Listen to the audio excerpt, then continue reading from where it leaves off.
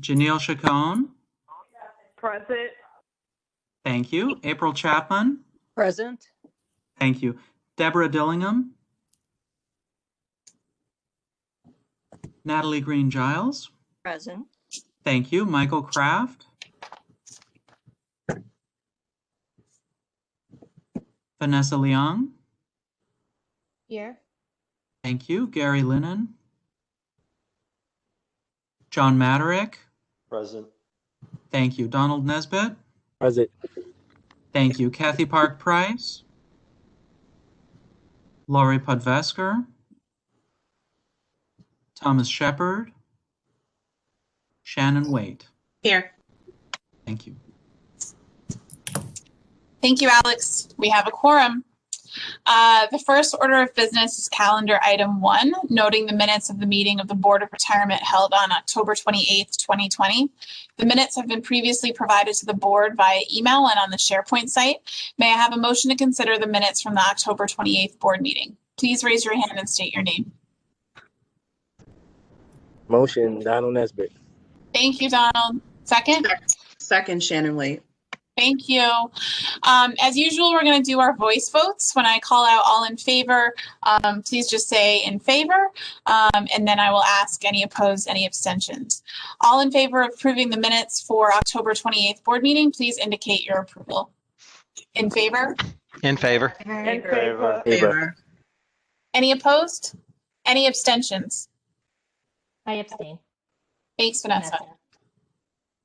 Thank you. The next item on the agenda is the Executive Director's update. Sandy, would you like to share any remarks with us tonight?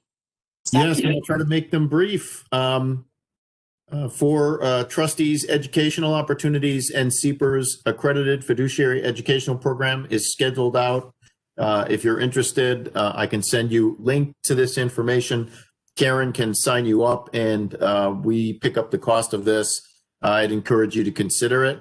We've had a number of trustees who've gone through the program and some who have signed up just recently. Our furlough program scheduled for the leadership team is pretty much set. I want to thank the leadership team for being cooperative on this. We do our part for the city. A staff survey was shared with staff last Friday. We will make it available to trustees via the SharePoint site. I want to thank Marty Davis, his data analytics team, and our human resources department for some great work on this. It's going to give us insight into our staff and how they're dealing with their issues related to the pandemic and how we can support them. It was a very successful effort. You're going to hear tonight from Grant Thornton, who'll be presenting results of the fiscal 2020 audit. I want to thank Chitra Subramaniam, our new CFO and Director of Fiscal Ops, her department, and Ade Azafili for the internal audit department for their work on this project. Part of the material in the board package was a newly created monthly investment performance and risk summary.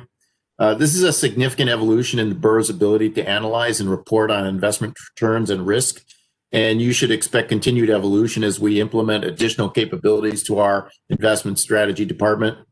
The new report speaks to the status of asset allocation, our investment returns, a stress test analysis, a very macro stress test analysis, and a summary of the history of our assets and liabilities, which we will continue to update. We will mature our technology and reporting to identify and present decision useful risk information. I want to thank Antonio Rodriguez, his investment strategy team. They're making great strides in this effort. And then finally, the Velocity Rollout 1, which went live just before our October Board of Trustees meeting. Ryan Persad, the Velocity project manager, and his team brought the project in on time and under budget. I can't say that often enough, so you're going to hear it a lot. Natalie asked about the detail usage data on the member self-service capabilities, which was new to our underlying membership. And Ryan will be making a presentation about that, and he's next up right now. Ryan?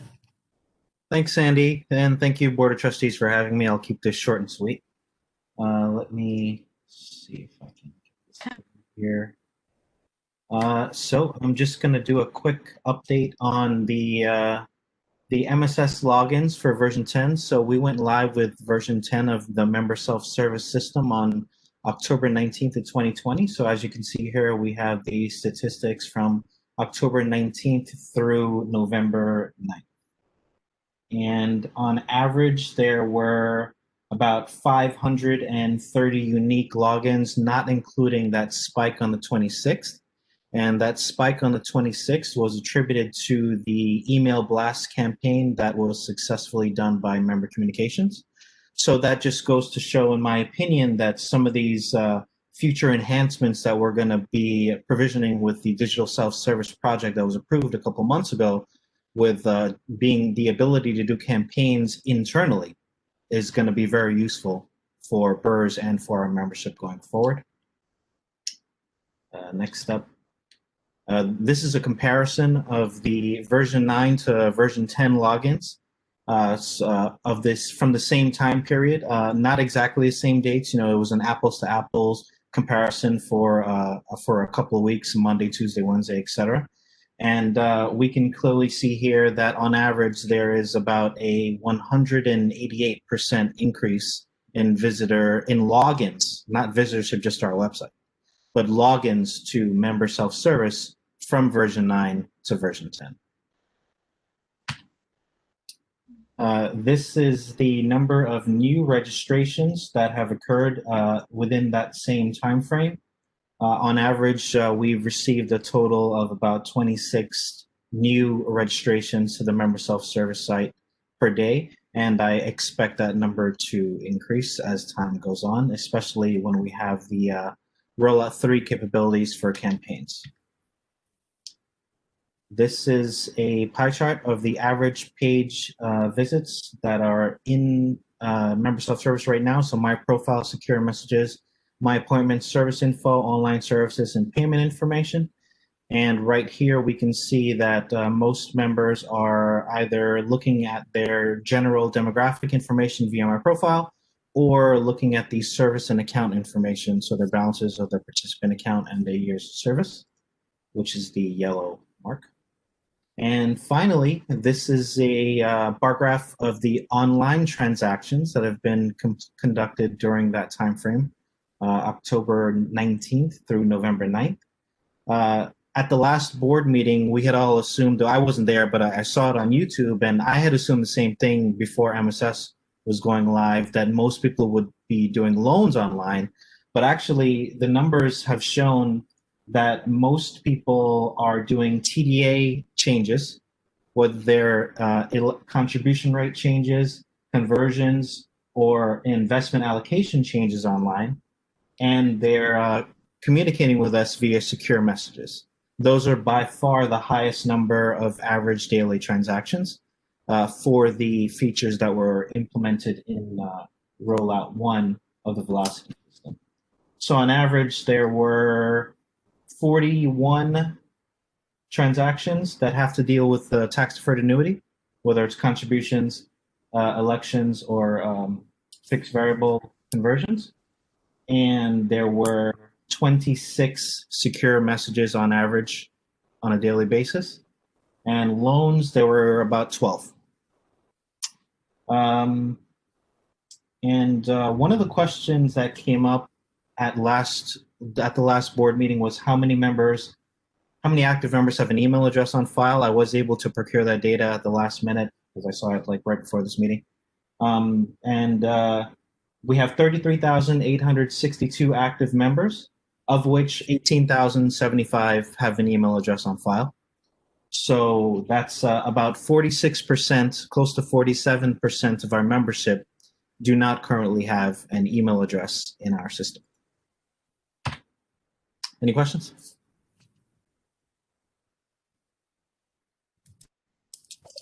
Thank you, Ryan. And if there are any questions for Ryan or me?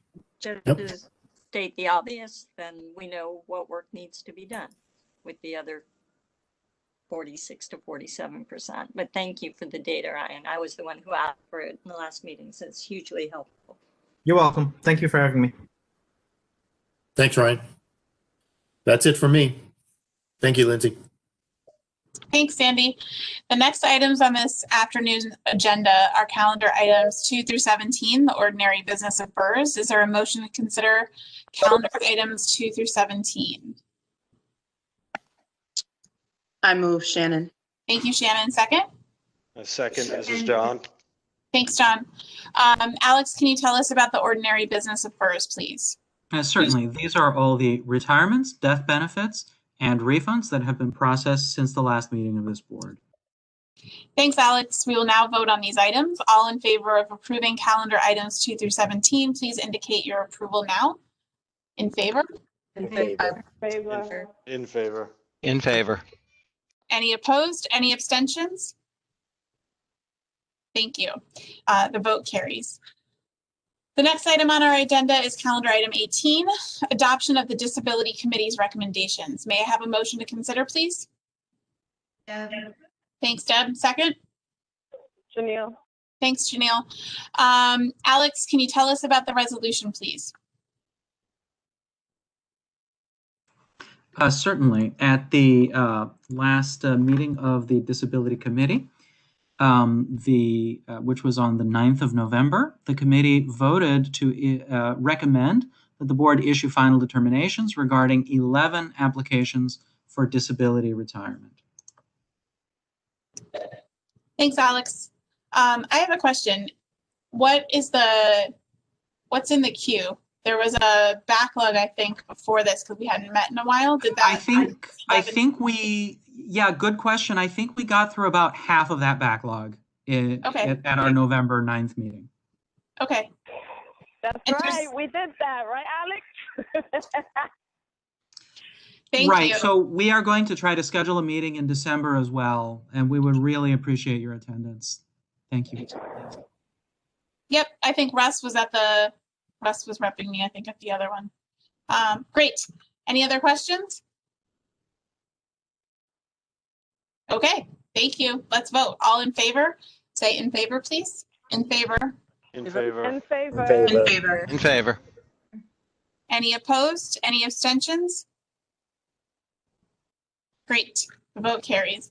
The next item on the agenda is the fiscal year 2020 post-audit presentation. May I have a motion to consider, please?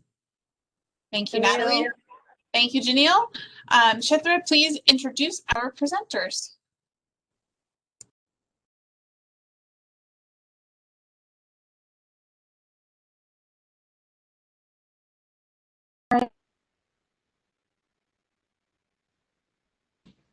and Cotton. They would be presenting the post-audit presentation for fiscal year 2020 audit. Sharon Campbell would be making the presentation right now. Sharon, if you want to.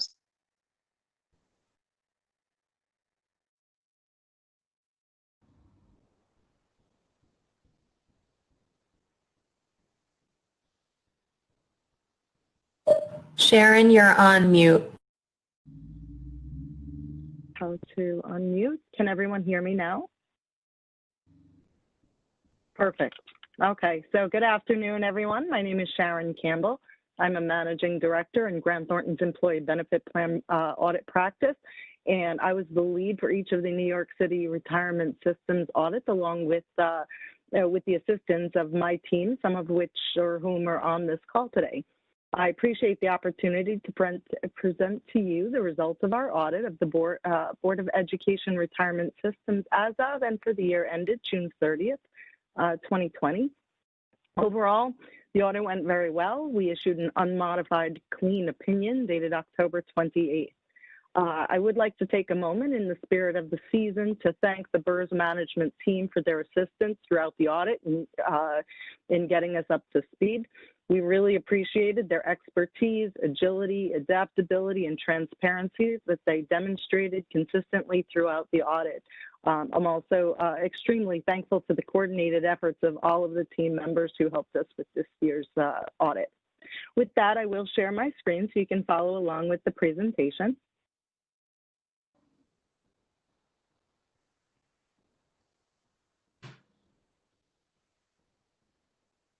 Okay.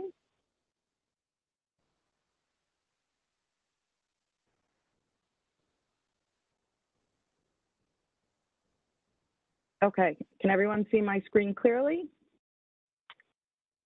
I'll assume that's a yes. Okay, so this is the core engagement team, along with some of our seniors who are not included on this slide, some of which, again, are with us today. This is our specialists, our subject matter experts who assisted us in the audit process this year. Okay, so we are responsible for performing an audit of the BERS combining financial statements as prepared by management, conducted under U.S. generally accepted auditing standards, forming and expressing opinions as to whether the basic combining financial statements are presented fairly in all material respects in accordance with U.S. GAAP, reading other information in the combining financial statements, such as management's discussion and analysis, and the required supplementary information, and assessing whether it's materially inconsistent with the basic combining financial statements, and reporting any identified significant deficiencies and/or material weaknesses in internal control related to financial reporting. As a reminder, an audit provides reasonable but not absolute assurance that the combining financial statements are free of material misstatements due to error or fraud. It does not relieve those charged with governance or management of their respective responsibilities. And the responsibilities are described further in the citywide agreement. So I'm going to go a little bit, I'm not going to go over every bullet point on this slide. I'm just going to highlight some of the, a few of them. So for those charged with governance, among other things, those charged with governance are responsible for overseeing the financial reporting process, informing us of fraud or suspected fraud, including your views about fraud risk, and if you're informing us of any other matters that may be relevant to the audit, such as significant communications, any matters warranting particular audit attention, and your views on current communications and actions regarding previous communications. Management is responsible for preparing and fairly presenting the basic combining financial statements in accordance with U.S. GAAP, including the MD&A and the required supplementary information, communicating any significant accounting and internal control matters to those charged with governance, informing us of fraud, illegal acts, significant deficiencies, and material weaknesses in internal controls, and providing us with certain written representations in the form of the management representation letter, which was included in section 4 of the packet that was provided. Okay, we're going to go high level into the audit scope and the results of that audit. This is the timeline that we followed this year. A more granular timeline was provided to management. So we approach our audit using a risk-based approach. So overall, that's this slide delineates the audit approach. Okay, we determine a materiality benchmark. That materiality was based off of total net position restricted for benefits. We identify significant risks. The two significant risks identified for this audit are management override of internal controls over financial reporting and investments at fair value related to the alternative investments. There were no significant matters or exceptions noted based on the audit procedures we performed. Okay, our other areas of focus were investments and investment income, member loans, member contributions, benefit payments, and the net pension liability. And then from an area of audit focus from ITGCs, we covered security administration, program maintenance, program execution, technology operations, and cybersecurity. We did have some observations and recommendations, but none of those observations or recommendations rose to a level of significant deficiency or material weakness, and I can cover that later. Those observations can be found in section 3 of the package that was provided. Okay, we did use the work of other specialists internally, our Grant Thornton specialists, our compensation and benefits consulting practice, assisted us in the review of the reasonableness of the actuarial assumptions and methods that were used by the New York City Office of the Actuary to determine BERS net pension liability. We utilized our New York pricing group for investment valuation, and we utilized our corporate value consulting group to assist us in the valuation of a small portion of the commingled investments and some debt securities. We also use Galeros Robinson as our subcontractor. Okay, we're going to go over some of these other considerations. From a COVID-19 impact, the audit was performed fully remotely. There were no misstatements identified, which I need to communicate, and we're going to go into the required communications at this point. Okay, we're not aware of any going concern or longevity matters. We're not aware of any fraud or non-compliance with laws or regulations. There were no significant deficiencies or material weaknesses in internal control over financial reporting that we've identified or that management has communicated. We're not aware of the use of other auditors. We did not utilize internal audit. The related party and related party transactions are appropriately disclosed in the financial statements. There were no significant unusual transactions identified in the course of our audit. We're pleased to communicate that there were no disagreements with management or significant issues or significant difficulties encountered during the audit. We're not aware of management's consultation with any other accountants as it relates to our audit. There were no significant findings or issues that we consider relevant to you or your oversight responsibilities. And there were no modifications to the audit report. As I indicated earlier, it was a clean, unmodified opinion. Okay, we're also required to communicate the quality of our accounting practices. The significant accounting policies are detailed in the combining financial statements, and that is located in Section 5 of the package that you've received. The accounting policies are appropriate and applied consistently. We noted no transactions that were entered into that were significant or unusual, or any transactions for which there was a lack of authoritative guidance or consensus. The required disclosure of estimation uncertainty is included in the notes to the combining financial statements, and significant estimates include the fair value of investments and the net pension liability. The combining financial statement disclosures were deemed clear and complete in all material respects.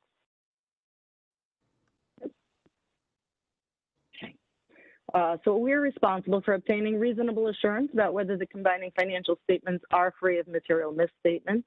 Our audit included consideration of internal control over financial reporting as a basis for designing our audit procedures for the purpose of expressing our opinion on the combining financial statements, but not for the purpose of expressing an opinion on the effectiveness of the system's internal control. Accordingly, we do not express such an opinion. So control deficiencies that are a lesser magnitude than a significant deficiency have been communicated to management. And again, there were no significant deficiencies or material weaknesses that were communicated. And this slide just provides a definition of the control deficiency, significant deficiency, and material weakness. And that concludes my presentation. Does anyone have any questions?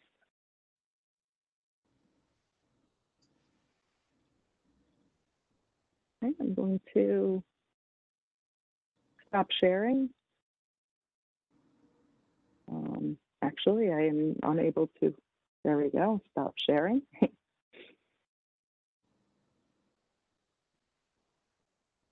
are there any questions?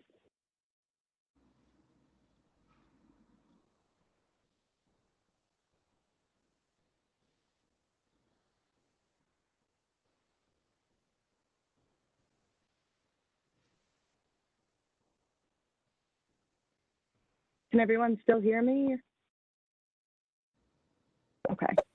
Okay, so if there are no further questions, our team is going to drop off. Feel free to reach out if you do have any questions. With that, I do want to leave you to say I wish that everybody and their family has a happy, healthy, and safe holiday season. Thank you. Thank you very much. Thank you. Thank you, Sharon. Thank you. The next item on the agenda is to be discussed in attorney-client session. May I have a motion to exit public session and enter into attorney-client session, please? So moved. Shannon, thank you. And second? Yeah. Oh, thank you, Deb. Let's vote. All in favor of moving into attorney-client session, please say in favor. In favor? In favor. Isaac in favor. Any opposed? Any abstentions? Thank you. The vote carries. Karen, can you move the people necessary to the lobby now? Yeah, sure. Okay. Thank you, Dan. Thanks, everyone. Have a good holiday. Happy holiday. Alex, can you please report out the board's actions in executive session? During executive session, the board voted against approving calendar item 19, authorization to the controller to commit a portion of the real assets portfolio. The board voted to approve calendar item 20, authorization to the controller to commit portions of the real assets portfolio. Calendar item 21, authorization to the controller to commit a portion of the real assets portfolio. Calendar item 22, authorization to the controller to hire a U.S. mid-cap equity active investment manager. Calendar items 23, 24, and 25, which are all authorizations to the controller to add U.S. mid-cap equity investment managers to a pool for future use. The board also voted to table calendar item 26, authorization of the controller to proceed with a public equity annual implementation plan, and calendar item 27, authorization of the controller to proceed with a public fixed income annual implementation plan. Thank you, Alex. All right, that concludes the agenda for this meeting. The next meeting of the BERS Board of Trustees is scheduled for Tuesday, December 15th. Details to follow. May I have a motion to adjourn? So moved, Shannon. Isaac, so moved. Thank you, Isaac. All right, let's vote. All in favor of adjourning the meeting, please indicate your approval. In favor? In favor. In favor. In favor, Isaac. Any opposed? Any abstentions? Thank you. Have a wonderful Thanksgiving, everyone. Have a nice Wonderful Thanksgiving, Thanksgiving. everybody.